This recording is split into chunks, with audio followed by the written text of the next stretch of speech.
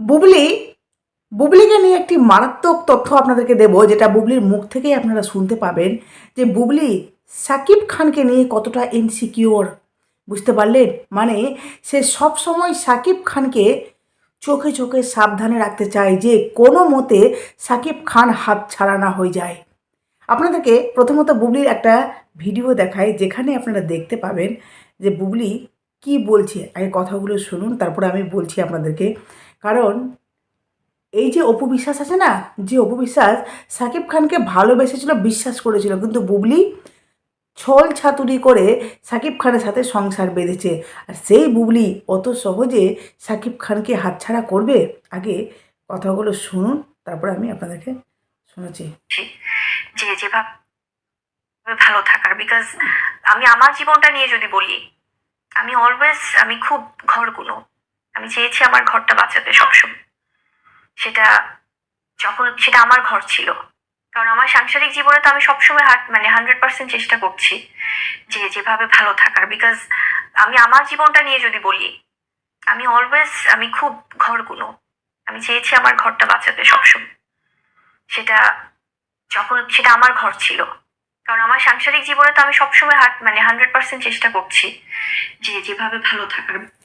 বুঝতে পারছেন?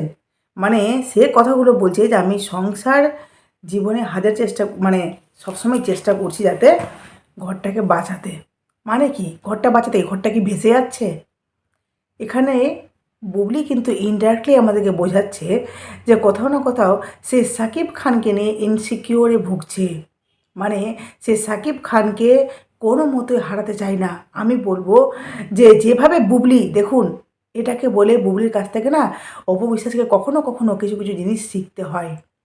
কখনো কখনো না আমাদের শত্রুরাও কিন্তু অনেক কিছু আমাদেরকে শিখিয়ে দেয়। যেমন দেখুন যে এই বুবলি, সে এতটাই দ্রুতবাজ মেয়ে, যাকে সাকিব খানকে দেখুন তার সংসার ভেঙে তাকে নিজের প্রেমে জালে ফাঁসালো। প্রেম তো ঘোড়ার ডিম, তাকে যাই হোক যে কোনোভাবে তাকে বিয়ে করতে বাধ্য করালো।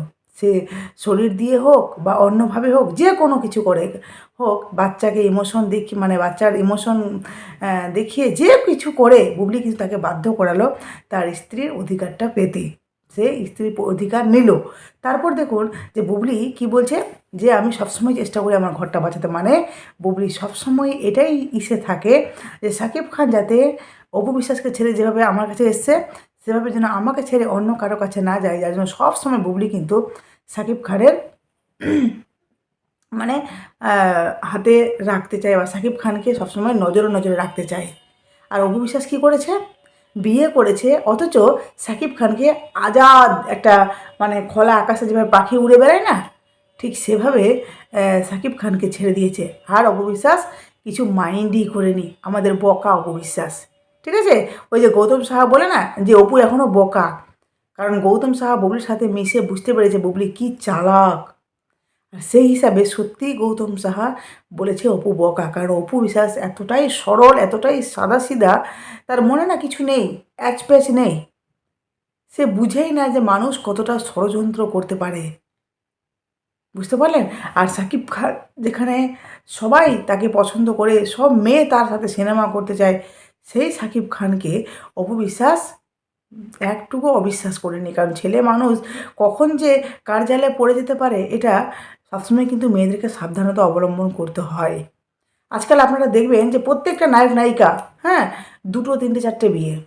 বিশেষ করে দেখবেন টলিউডে হিরোইন, যে ভোটের এখন মানে ভোটে প্রচারে বের হচ্ছে, সেই হিরোইন দেখুন যে কত বছর বয়সে আবার একটা তার মেয়ের মতো বয়সী মেয়েকে বিয়ে করেছে।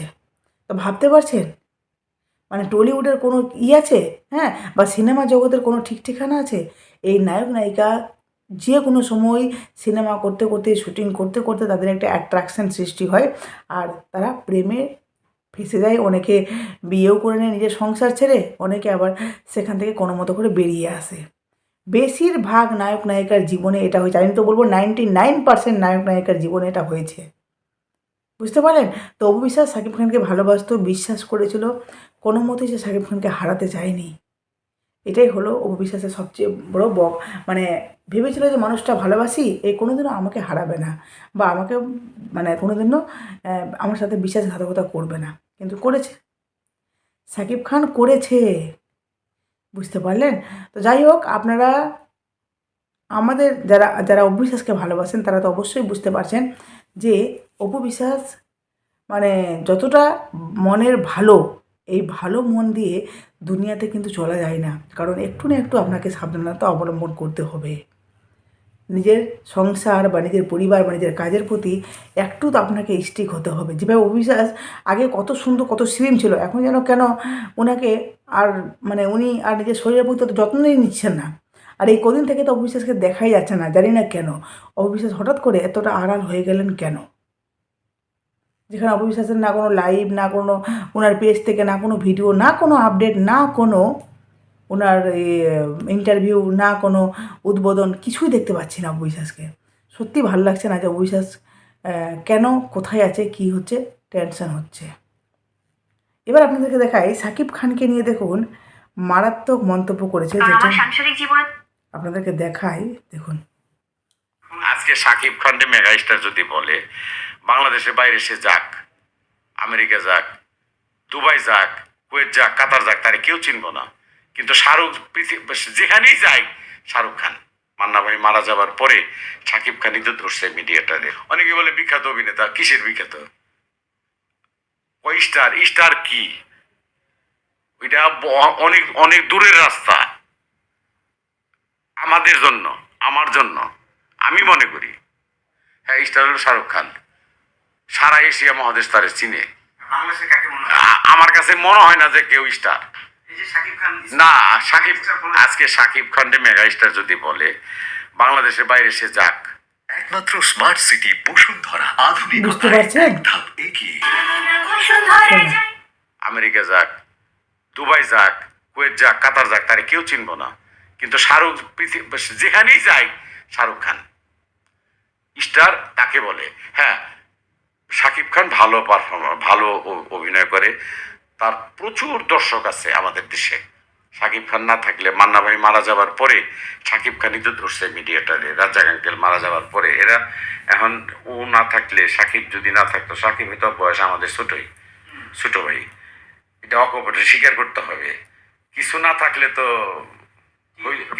কিছু না যদি থাকতো সাকিবের ভিতরে, হ্যাঁ, তাইলে আজকে এই পর্যন্ত সে আসতো না, তাই না? আমি আমি এটা আমার মনে হয়। বুঝতে পারলেন? শাকিব খানকে নিয়ে এই মানুষটি যা যা কথা বলেছে, আহ, একদম প্রত্যেকটা কথা আমার মনে হয় উনি সঠিক বলেছেন।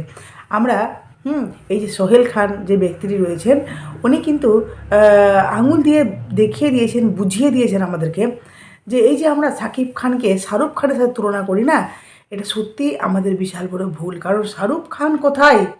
Global star. আর এই শাকিব খান কোথায়? সত্যি শাহরুখ খানকে আমি গ্লোবাল স্টার বলতে বাধ্য বলছি, কারণ ওনাকে কে না চিনে? এই যে উনি বলছেন না এশিয়ার মধ্যে সবাই চেনে, সবাই চেনে। শাহরুখ খান যেখানে যাক, আমেরিকা যাক, লন্ডন যাক, দুবাই যাক, ইন্ডিয়াতে তো আছেই, আরও অন্যান্য যে কোথাও যাক না কেন, শাকিব খানের কোনো পরিচয় বা পরিচিত নয় শাহরুখ খানের রয়েছে। শাহরুখ খান যেখানে যায় না কেন সেখানে থেকে মানুষ চিনতে পারবে। ইভেন তার সাথে সেলফি নেওয়ার জন্য, তাকে সম্মান দিবে, তার সাথে মানে তার কাছে অটোগ্রাফ নেওয়ার জন্য মানুষ ছুটে আসবে। কারণ শাহরুখ খান মানে একজন বিগ স্টার। তো শাহরুখ খানের সাথে কখনোই শাকিব খানের তুলনা হয় না। আর শাকিব খানকে নিয়ে এই যে অনেকে বলছে না শাকিব খান ছাড়া ইন্ডাস্ট্রি মানে শেষ, অবশ্যই সেটা শুধুমাত্র ঢালিউডেই। কারণ ঢালিউডে আর অন্য কোনো নায়ককে আমি দেখতেই পাচ্ছি না। এই সবে এখন সিয়াম, তারপরে আফরান নিশো, এরা উঠছে, উঠছে এখন, এরা সিনেমা জগতে একটা জায়গা বানাচ্ছে। তার মধ্যেই দেখুন যে দর্শক বা সাকিবিয়ানরা এই আফরান নিশোকে এমনভাবে চেপে দিচ্ছে, তাকে আর ওঠার সুযোগ করে দিচ্ছে না। আরে ভাই, সিনেমা জগতের নায়ক থাকবে একাধিক, তবে না সিনেমা দেখতে মজা লাগবে, তবে না সিনেমা চলবে। একজন নায়ককে নিয়ে কখনো ইন্ডাস্ট্রি চলে? আপনারা যারা বলছেন যে সাকিব খান ছাড়া ইন্ডাস্ট্রি বেকার, সাকিব খান ছাড়া ইন্ডাস্ট্রি চলবে না, হেনাতে না, আজকে উনি কত ভদ্রভাবে জবাবটা দিলেন বলুন তো। কিসের সাকিব খান মেগা স্টার, কিসের মেগা স্টার? উনি ছাড়া চলবেন না, মানে এই ইন্ডাস্ট্রি চলবে না উনি ছাড়া? উনি ছাড়া ইন্ডাস্ট্রি চলবে, কিন্তু আমাদের সকলকে, সমস্ত হিরোকে ওয়েলকাম জানাতে হবে। এভাবে যারা প্রতিবাদ করছেন বা যারা আপনার নিঃস্বকে নিয়ে যেভাবে সাকিবিয়ানরা ধুয়েছে, মানে এই সাকিবিয়ানরা চাই না যে সাকিব খান ছাড়া অন্য কেউ রাজত্ব করুক। আর সাকিব খানকে এমনভাবে বাংলাদেশে মানে একটা জায়গা দিয়ে দেওয়া হয়েছে। অবশ্যই সাকিব খানের মধ্যে ট্যালেন্ট রয়েছে, আমি সেটা কখনোই অস্বীকার করছি না, কিন্তু সাকিব খান ওই বাংলাদেশের ঢালিউডের মধ্যেই, অন্যান্য জায়গায় নয়। ঠিক আছে, আজকে সাকিব খান অন্য জায়গায় যাক, তার কোনো দাম নেই, তার কোনো পরিচিত সেখানে নেই, কারণ শাহরুখ খান অন্য জায়গায় সেখানে জিরো হয়ে যায়, জিরো। আর এই শাহরুখ খানের সাথে আমার তুলনা করে সাকিব খানকে বলি না যে শাহরুখ খান নিজের মানে শাহরুখ খানের জীবনটা দেখুন, প্রফেশনাল তার লাইফ আর পার্সোনাল লাইফ দুটোই কিন্তু একদম সুন্দরভাবে তার ক্লিন রয়েছে। যদিও শাহরুখ খান একবার কন্ট্রোভার্সিতে প্রিয়ঙ্কা চোপড়ার সাথে জড়িয়ে গেছিলো, তারপরেও কিন্তু উনি সেখান থেকে একদম স্বচ্ছভাবে বেরিয়ে এসেছেন আর নিজের স্ত্রীর নামে কোনো দিনও কোনো খারাপ কথা বলেননি। ইভেন ওনার স্ত্রীও কোনো সময় কোনো কারণে স্বামীর নামে ক্যামেরার সামনে এসে খারাপ কথা বলেনি। শুনেছেন কোনো দিন যে গৌরী খান এসে কোনো কথা বলেছে শাহরুখ খানের নামে? কোনো দিন দেখেছেন তাদের স্বামী স্ত্রীর কন্ট্রোভার্সি হয়েছে? তাদের স্বামী স্ত্রীকে নিয়ে কন্ট্রোভার্সি কোনো দিনও হয়নি। কিন্তু সাকিব খান নিজের জীবনটাকে যেভাবে সোশ্যাল মিডিয়াতে ছড়িয়ে দিয়েছেন, আর যেভাবে অপু বিশ্বাস যেই নারীটা তার জন্য এত কিছু করলো, সেই নারীকে ছেড়ে অন্য নারীর কাছে যেতে সে একবারও ভাবলো না। সেই সাকিব খানকে আমরা শাহরুখ খানের সাথে তুলনা করছি। এই যে প্রেস মিটে সবে, এই প্রিন্সের প্রেস মিটে সাকিব খান যখন ওই জ্যোতির্ময় কুণ্ডু আর একটা ছিল গিয়ে কে তাসরিন ফারিয়া, এই যে দুজন নায়িকার কোমরে হাত দিয়েছিলেন বা তাদেরকে টাচ করেছিলেন, তো যেভাবে টাচ করা হয়েছিল সেটাকে নিয়ে কন্ট্রোভার্সি হয়েছিল, সেটাকে নিয়ে অবধি বলা হচ্ছে যে সাকিব খান ছুলেই দোষ। শাহরুখ খান তো নিজের বউর সামনে রানী মুখার্জিকে কপালে কিস করেছিল, কই সেখানে তো খারাপ কেউ বলেনি। কেন বলবে খারাপ? কারণ সাকিব খানের মতো শাহরুখ খানের জীবনটা ছন্ন ছাড়া নয়। শাহরুখ খানের জীবন বা শাহরুখ খানের পুরো রেকর্ড একদম ক্লিন, নিড অ্যান্ড ক্লিন। কিন্তু সাকিব খানের রেকর্ড ক্লিন নয়। বহু বহু মানুষ বলবে, ইভেন মিলি সুলতান একটা পোস্ট দিয়েছিল যে সাকিব খান কত মেয়ের সাথে কি করেছে, কত মেয়েকে ছেড়েছে, কত মেয়ে সাকিব খান চুজ করে অমুক মেয়েকে নেওয়া হবে, অমুক নায়িকাকে সিলেক্ট করা হোক। তাহলে বুঝতে পারছেন, যখন নায়ক সিলেক্ট করে তখন কি হতে পারে, কি হতে পারে, এটা জাস্ট আপনারা আইডিয়া করুন। তো সাকিব খান আর কোথায় শাহরুখ খান, কখনোই তুলনা করবেন না, বরঞ্চ আপনারা সাকিব খানকে ছোট করছেন।